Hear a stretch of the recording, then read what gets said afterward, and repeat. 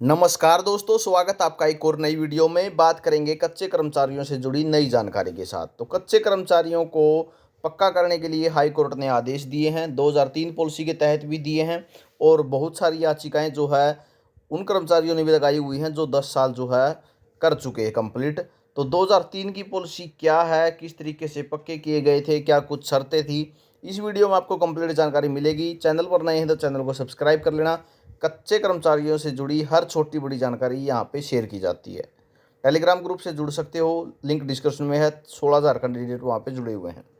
तो यहाँ पे आप देख सकते हैं 1 अक्टूबर 2003 हरियाणा सरकार सामान्य प्रशासन विभाग अधिसूचना संख्या 523 3GS।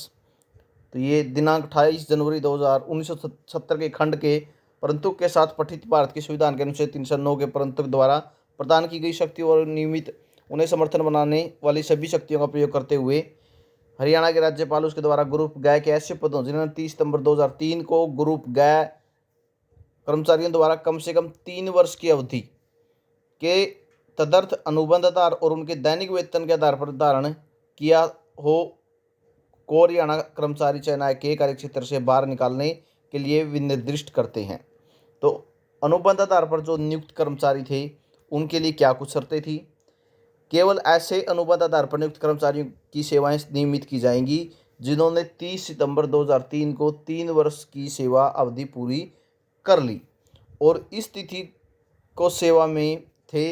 यदि अनुबंध आधार पर नियुक्त कर्मचारी की सेवा में ब्रेक उसकी गलती की वजह से नहीं है तो ऐसे ब्रेक को माफ़ कर दिया जाएगा। सर्विस ब्रेक आ जाता है, कोई 6 महीने छोड़ दे बीच में, तो ऐसे मामले, ठीक है। ऐसा ब्रेक असाधारण दीर्घ अवधि जैसे कि 6 माह या इससे अधिक अवधि का न हो। यदि सेवा में ब्रेक कर्मचारी की गलती जैसे नौकरी छोड़ने की वजह से है तो ऐसे ब्रेक की अवधि 30 दिन से अधिक या उसे माफ़ नहीं किया जाएगा, ठीक है। तो ये पहली कंडीशन थी। दूसरी कंडीशन क्या है, कर्मचारी अनुबंध आधार पर निर्धारित पदों के लिए निर्धारित योग्यताएं रखता हो, ठीक है। अगर 10वीं पास मांग रखा है ग्रुप डी में तो 10वीं पास होना जरूरी है। ऐसे कर्मचारी का कार्य और आचरण समूचे तौर पर अच्छा होना चाहिए। उनके विरुद्ध कोई भी अनुशासन दंडित कार्य लंबित ना हो, कोई भी केस नहीं होना चाहिए। उन्हीं कर्मचारियों को नियमित किया जाएगा जो मूल रूप से रिक्त पदों पर नियुक्त किए गए थे, ठीक है। और ये 2003 में कर दिया था इन्होंने। लेकिन अब हाई कोर्ट ने क्या कहा है, हाई कोर्ट ने जो अब आदेश दिए हैं अभी अप्रैल में, तो उन्होंने ये कहा है कि अगर पद सृजित नहीं है, ठीक है, इन्होंने यहाँ पे लिखा हुआ कर्मचारी को नियुक्त किया जाएगा जो मूल रूप से रिक्त पदों पर नियुक्त किए गए थे। अगर पद खाली नहीं है तो उन पद को सृजित करना चाहिए। सरकार, हाईकोर्ट की तरफ से सरकार को ये इंस्ट्रक्शन दी गई है अभी, ठीक है। मैं आपको ये 2003 की पॉलिसी बता रहा हूँ कि क्या है, किस तरीके से मामला है। जो नई पॉलिसी आएगी वो भी रूबरू इसी की तरीके से होगी, थोड़े बहुत चेंज होंगे। अनुबंध आधार पर नियुक्त केवल उन्हीं कर्मचारियों को नियमित किया जाएगा जो नियमित वेतनमान एकमुश्त वेतनमान पर नियमित स्वीकृत पदों पर नियुक्त किए गए थे।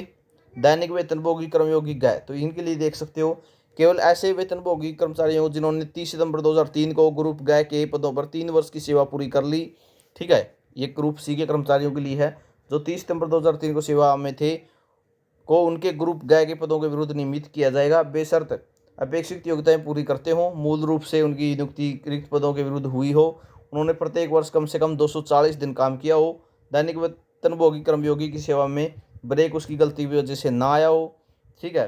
बेशर्त और ब्रेक का साधारण अवधि वही मैटर इसमें यहाँ पे दैनिक वेतनभोगी कर्मयोगी गाय में लिखा है। और यहाँ पर डी के जो कर्मचारी हैं उनके लिए भी देख सकते हो, ठीक है, उनके लिए भी सेम कंडीशन यही है, ठीक है। यहाँ पे देख सकते हो 240 दिन का कार्य किया हो, सर्विस में ब्रेक ना हो। इस प्रकार नियमित किए गए अनुबंध आधार पर नियुक्त या दैनिक वेतनभोगी कर्मयोगी की वरिष्ठता ग्रुप घ के कर्मचारियों के 1 अक्टूबर 2003 से निर्धारित की जाएगी, ठीक है। यहाँ तक जो है 1 अक्टूबर 2003 तक उन्होंने 3 साल पूरे कर लिए हों। कर्मचारियों की पारस्परिक वरिष्ठता और उनके तदर्थ अनुबंध आधार पर अथवा दैनिक वेतन आधार पर कार्य ग्रहण की तिथि के अनुसार निर्धारित की जाएगी जिस दिन वो ज्वाइन करेंगे, ठीक है। जिन्होंने जिस टाइप से उन्होंने ज्वाइन किया उस हिसाब से इनकी सीनियरिटी बनाई गई थी।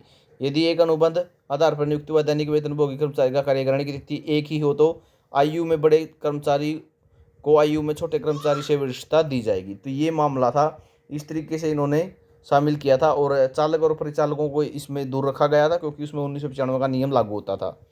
भविष्य में अनुबंध दैनिक वेतन पर नियुक्त करने की प्रवृत्तियों पर अंकुश लगाया जाएगा। इस प्रकार की कोई भी नियुक्ति नहीं की जाएगी। ठीक है, उन्होंने बोला था भविष्य में अनुबंध दैनिक वेतन पर नियुक्त करने की प्रवृत्ति पर अंकुश लगाया जाएगा। आगे से हम कच्चे कर्मचारी लेंगे नहीं, लेकिन उन्होंने अभी भी भर्ती कर रखी है। हरियाणा कौशल में भी भर्ती होने लग रही है। ठीक है, वित्त विभाग के पत्र क्रमांक दिनांक 9 जनवरी 1996 द्वारा जारी निर्देशों को वापस ले लिया गया है। तो ये यहाँ पे आप देख सकते हैं, इस तरीके से जो है 2003 की पॉलिसी लेके आई गई थी, ये मामला था। ठीक है, अब जो 2024 में जो पॉलिसी आएगी वो भी बिल्कुल सेम टू सेम बहुत से पॉइंट आपको इसी तरीके के देखने को मिलेंगे। तो बहुत से कैंडिडेट कमेंट कर रहे थे कि 2003 की पॉलिसी क्या थी, तो इसीलिए आपके साथ जो है वीडियो शेयर की है। जानकारी कैसी लगी कमेंट करके जरूर बताना। कंप्लीट पीडीएफ आपको टेलीग्राम ग्रुप में मिल जाएगी, टेलीग्राम ग्रुप को जरूर ज्वाइन कर लेना।